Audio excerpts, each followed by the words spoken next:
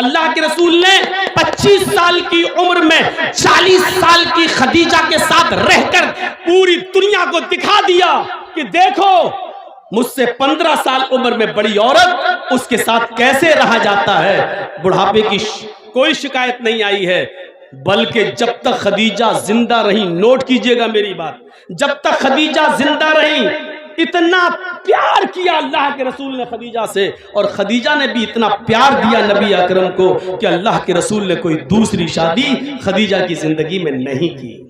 آپ نے اور شادیاں کی ہیں، لیکن کب؟ خدیجہ کے انتقال کے بعد۔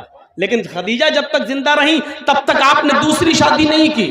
اور جانتے ہو یہ چیزیں آپ کو رامائن اور گیتا میں نہیں ملیں گی، عیسائیت میں نہیں ملیں گی۔ جب خدیجہ کا انتقال ہو گیا اور آپ نے 1-2 شادیاں اور کر لی اور عائشہ بھی آپ کی زندگی میں آ گئی تو آپ تعجب کریں گے۔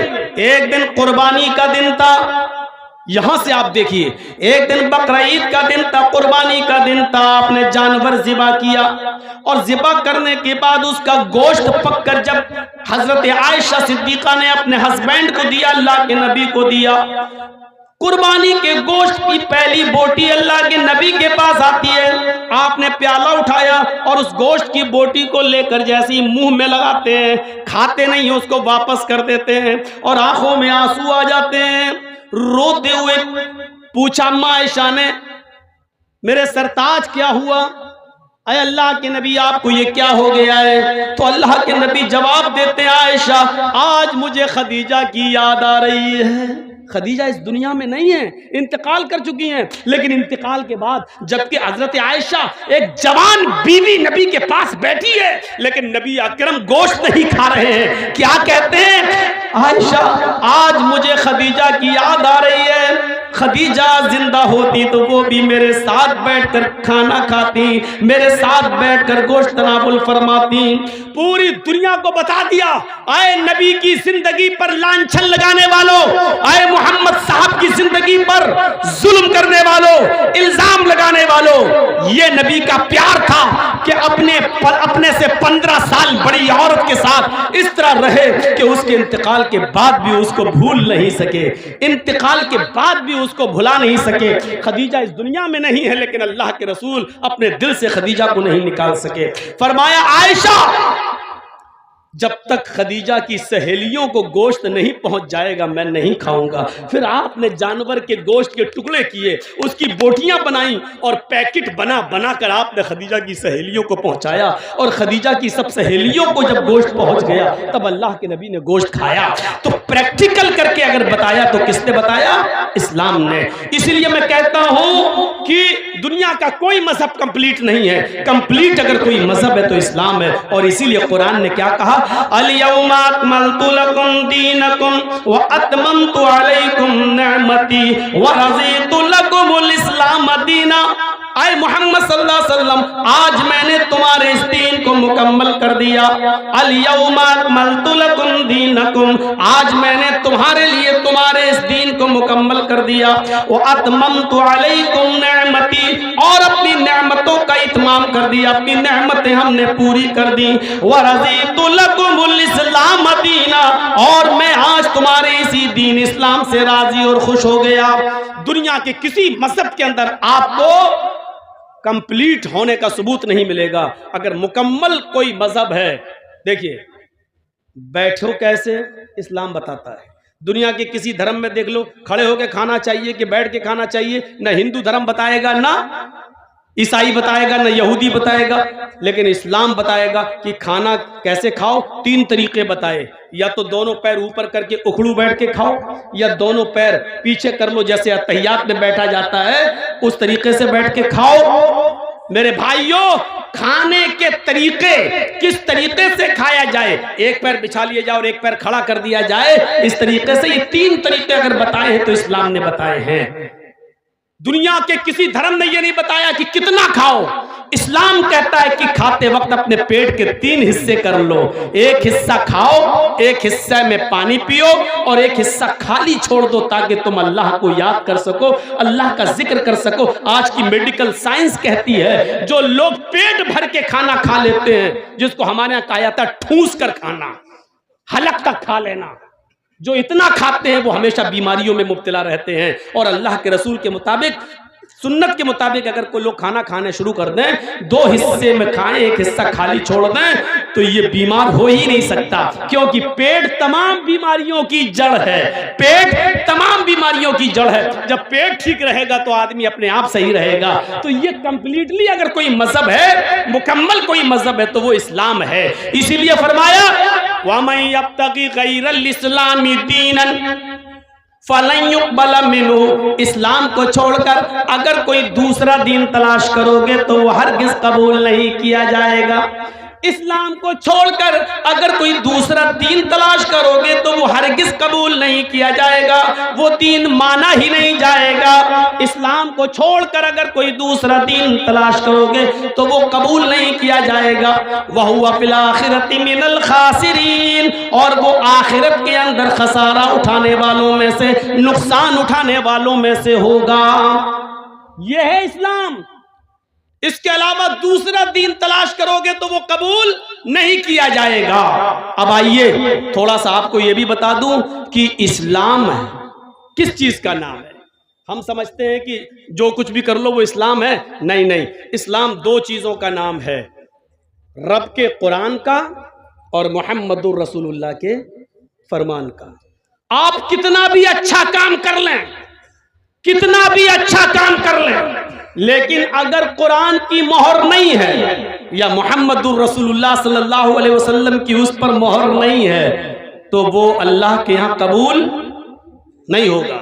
دیکھیے یہاں ہر مسلک کے لوگ آئے ہوں گے، زیادہ تر اہل حدیث ہیں، میں نے مان لیا. لیکن ایک بات یاد رکھیے گا، بہت غور سے سنیے گا، کسی پر کوئی کرٹیسائز نہیں ہونی چاہیے، کسی پر کوئی حملہ نہیں ہونا چاہیے. ہر آدمی کو اپنے مسلک پر عمل کرنے کا اختیار ہے. لیکن یہ بات کون نہیں مانے گا کہ اسلام قرآن اور حدیث کا نام ہے. مسئلہ یہ نہیں ہے کہ آپ ظہر میں 12 رکعت پڑھتے ہیں یا 10 رکعت پڑھتے ہیں.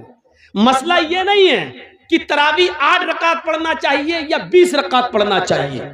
مسئلہ یہ نہیں ہے کہ مغرب کے اندر 5 رکعت پڑھنا چاہیے یا 7 رکعت پڑھنا چاہیے، عشاء کی 7 رکعت پڑھنی چاہیے یا 17 رکعت پڑھنی چاہیے. یہ کوئی مسئلہ نہیں ہے. مسئلہ یہ ہے کہ ہم جو عبادت کر رہے ہیں وہ جناب محمد الرسول اللہ کے طریقے پر ہو رہی ہے یا نہیں ہو رہی ہے. بس اتنی سی بات ہے.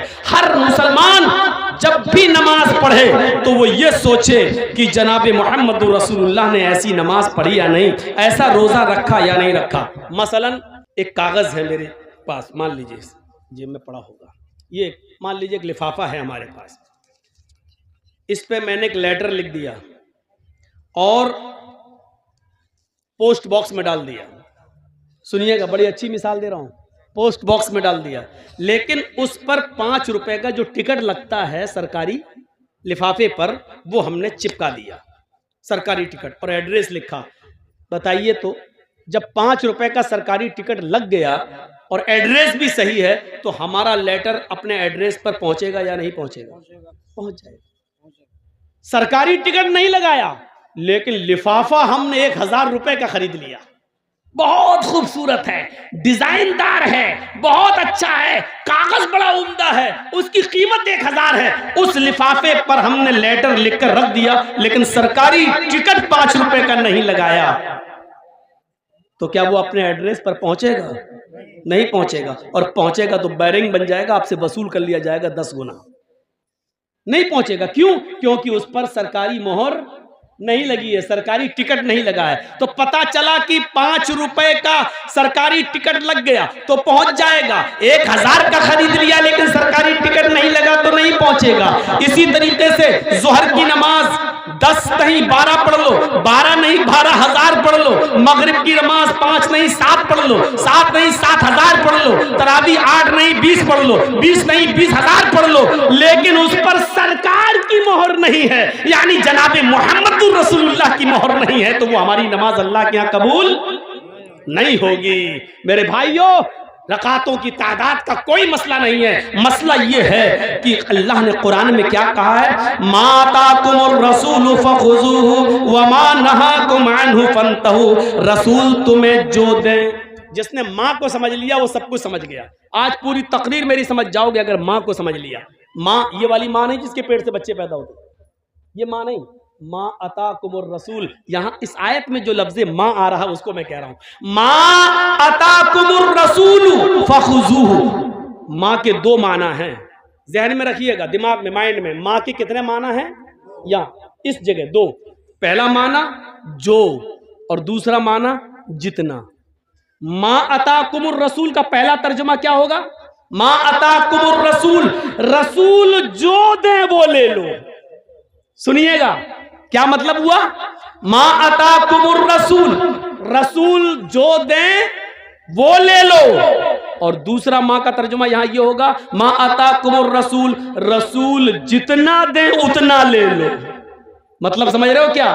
نہ اس میں زیادہ کر سکتے ہو نہ اس میں کم کر سکتے ہو. اگر مغرب کی 3 رکعت دی ہیں فرض تو 3 ہی پڑھنا ہے. اب اگر کوئی 5 پڑھ لے تو گناہگار ہوگا.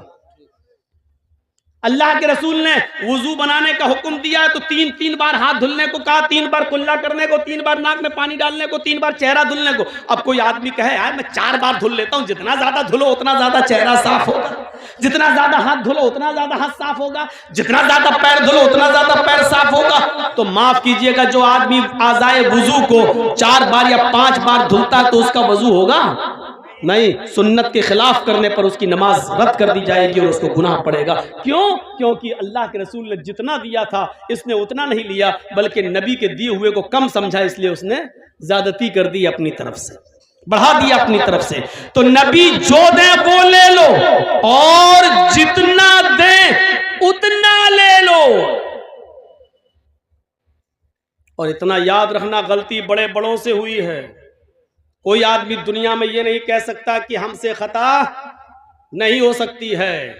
اسلام جان بوجھ کر خطا کرنے کو گناہ قرار دیتا ہے، لیکن انجانے میں، مثلا ہم بہت پڑھے لکھے، ایک مثال دے رہا ہوں، مان لیجئے میں بہت پڑھا لکھا لیکن ہم کو تحقیق کرنے میں کوئی غلطی ہو گئی، لیکن علم ہو جانے کے بعد کہ صحیح چیز یہ ہے، ہم جو ہے وہ غلط ہیں، تو پھر صحیح چیز آ جانے کے بعد ہم کو غلط چیز کو چھوڑنا پڑے گا، ہمیں غلط چیز کو ترک کرنا پڑے گا. علم ہو جانے کے بعد بھی ہم اس پر جمے ہوئے ہیں تو وہ ٹھیک نہیں ہے.